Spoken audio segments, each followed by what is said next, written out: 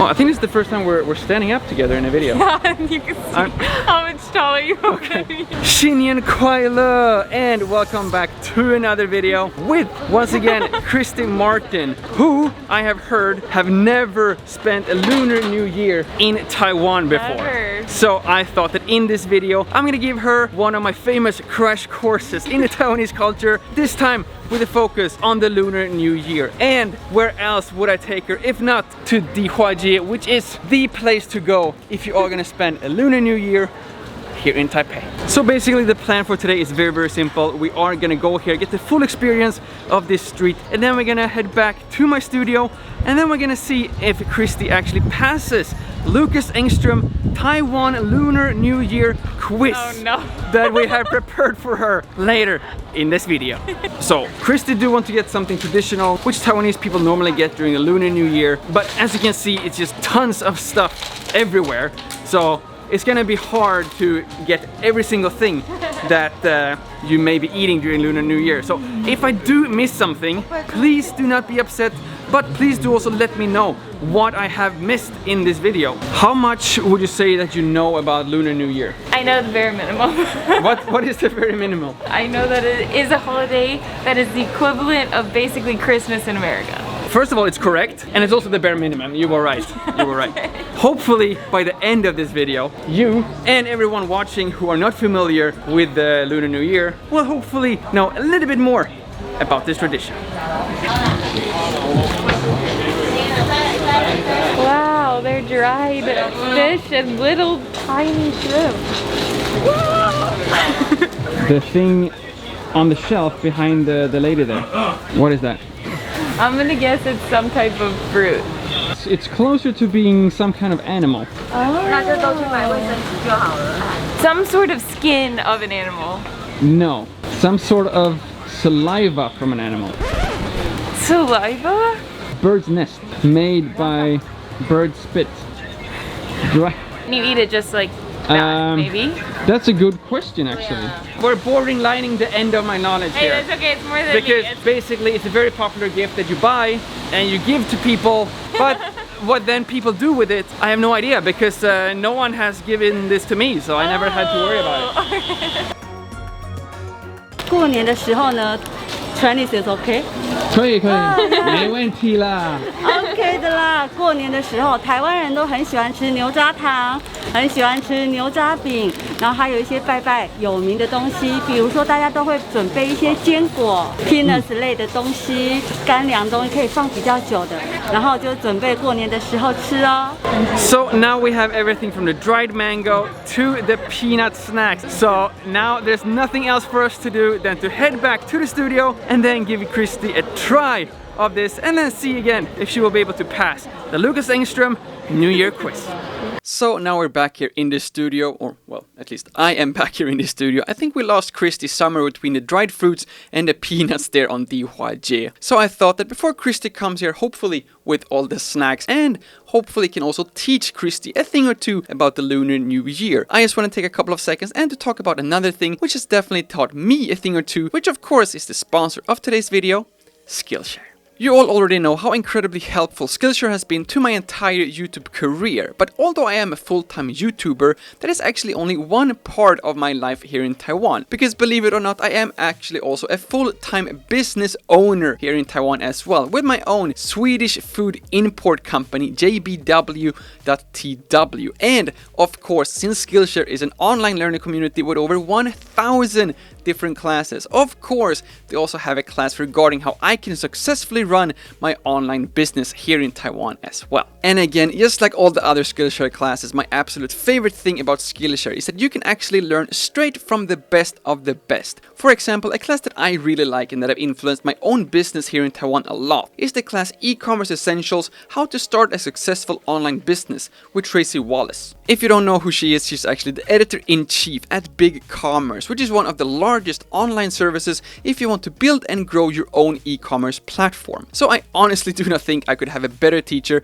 when it comes to building my own, hopefully, online empire here in Taiwan. For example, two of the main points she's making about how to make your business profitable is to build a community and to create loyalty, which is exactly what we have built here on YouTube during the last couple of years, with you hopefully being loyal to this channel and continuing watching my videos week after week. And as a small token of this loyalty, I actually wanted to give a little bit back to the community here. So that's why every single one who uses the link jbw.tw/Lukas will automatically get 10% off in our entire store. And on top of that, if you are a YouTube channel member, you will actually get an additional 5% off using the coupon code that you will find in the membership section, which means that you can actually get that 75 NT sign up fee straight back right away just after placing your first JBW order.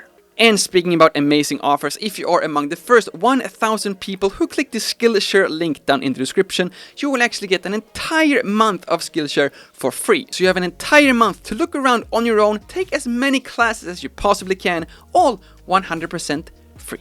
Now I actually hear someone coming here, and hopefully that is Christy with all the snacks, so we can actually start with the Lukas Lunar New Year quiz and also continue with the rest of this video.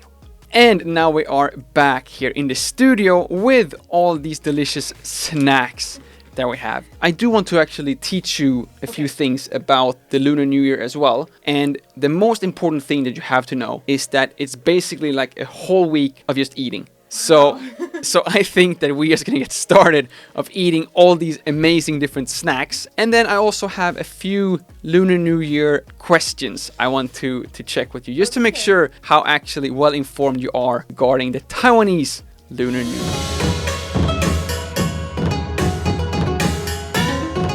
This may not really be a traditional Taiwanese Lunar New Year thing, but to me, the absolute most important thing is the Ime Choco Puffs and apple cider. I don't really think this needs any introduction. Everyone watching should be able to know what this is. But it's just because when I get invited by Taiwanese families to celebrate like Lunar New Year, they always put me by the kids' table.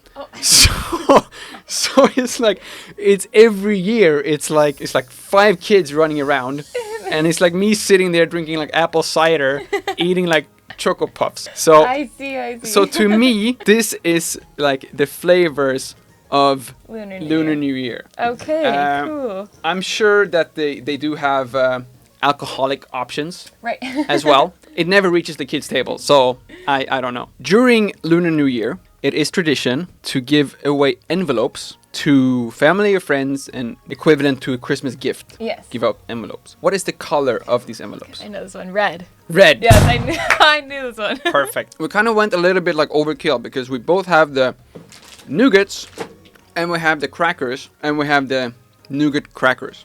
Oh, combined. Combined. I see. This is like sweet and salty. It's good. Yeah. I honestly don't know how actually traditional this is, but this is what people give me around the holidays. Maybe this is just like what they think that me as a foreigner would like. So this is just like the foreign version. Honestly, that could be it. This could just be like the foreign version of a Taiwanese Lunar New Year. But regardless, everyone has to start somewhere. So yeah, I mean, I need to start somewhere too. As Christy's first Lunar New Year, I think it's a good first start. Yeah. So this new year we are gonna go into, what is that the year of? The tiger. Nice. Yes, I actually do that one too. Whoa. I'm really proud of myself. I don't know if you paid attention, but when we walked into Dihwaji, I saw there was like a lot of like tiger decorations and stuff. Oh yeah, and there was like a whole blow up tiger like later down the street. Really cool. Did you know that it was the Year of the Tiger before you saw that? I did. Okay. Thankfully, I work at a school, and so the teachers at that school told me about the Year of the Tiger. So that was very helpful. And they tried to explain like how it works and that every year it rotates. Yeah, pretty cool. During Lunar New Year, like during the dinner, it has to be a fish because we don't have like an actual fish here. So this just represents a fish. Oh, it smells like fish. Sorry, it's really strong. Was not expecting it. So it is tradition to not finish the fish. Why? Oh gosh, I'm not gonna know this one. Please do correct me if I'm getting this wrong now, but it's like a saying that is like 年年有余. It sounds like every year has fish, but what it actually means in the characters, every year has like a surplus or like extra like resources. So next time someone tells you like, hey, do you know why you always eat fish? I'm like, yeah, 年年有余. 年年鱿鱼. 有五 yu. Yeah. Let's try these. Have you had pineapple cake before? I think I actually have. Yeah. Yeah. I hope so. I hope so. So you haven't wasted 4 months in Taiwan without a pineapple cake. So this is the #1 souvenir that you should be bringing back home, because sadly your days here are numbered already. Yeah. Dried fruits and just like nuts. Yeah. Taiwanese people are nuts about dried fruit. Kiwi, strawberry, apple, like mango, and everything. And I don't think there's anything specific about like dried mango. Okay. But like just dried fruit is something you like everyone will eat and just like snack on. Just Taiwanese fruits in general. It's just like amazing. It doesn't have to be dried. Just like fruit in That's general. for sure. It's all the fruit I've so had good. here has been good. Yeah. Like really sweet or really fresh. We also have juice, oranges, which actually, of course, people eat oranges all the time, but very specific for Lunar New Year. Why? What's the representation of the oranges in terms of Lunar New Year? I'm gonna go with something about luck, because everything is about luck. Lucky. I mean, it's not the color of gold. It represents the color of gold. Okay. And then they also have something even more, which is jinju, which is like another type of citrus fruit, which has the symbol of gold in the name. First of all, again, Taiwanese fruit, it's like delicious. And then hopefully you will also get a little bit more gold, a little bit more money and wealth. Oh, so wealth. Okay, Yeah. gotcha. We actually have a few remaining items, but they all kind of fall under the same category. Yeah. They're all kind of different nuts. So again, it's the dried fruit and the different nuts. I don't know if it's just popular because it's like the most common, or if there's actually like a reason for peanut, but basically everything will be like peanut. Okay. And I was just curious because in Sweden you will actually never ever get like unpeeled peanuts. I saw these ones in like American cartoons growing up, and I knew that like peanuts looked like this. Right, but you had only seen them without the shell. Exactly, but I've only eaten them like without the shell, so I never really understood how you went from the shell to these. But it's just super simple. They literally like come prepared for you, just like that. I just love the whole process of just like opening up peanuts, feeling it, and eating it. My next question for you: during the Lunar New Year, what would be the standard greeting? During Christmas, it would be Merry Christmas. Oh, okay. I don't know the middle part. I think it's like Xing Nian Kuaila. Something like that. The tones are probably wrong. Amazing. Perfect. Okay, sweet. 新年快乐. So I think with that said, there is only one more thing left to say in this video, which is 新年快乐. Again, Christy, thank you so much for coming here. Hopefully you learned a little bit more about the Lunar New Year, yes. especially the snacks, which again, imagine 7 days of this and you have the Lunar New Year. Hopefully you also either learned something or at least found this entertaining as well. If you did, please do remember that you can subscribe to this channel for more, hopefully just as entertaining videos in the future. And if you did not know, Christy is of course also a YouTuber, so please do go and support her by subscribing to her channel if you haven't already. She has tons of different actually exploring Taiwan for the very first time videos out there, which I found super interesting as well. Thank you all so much for watching. My name is Lukas. Starts with L as in like, ends with S as in subscribe. Please do both, and see you all in the next one.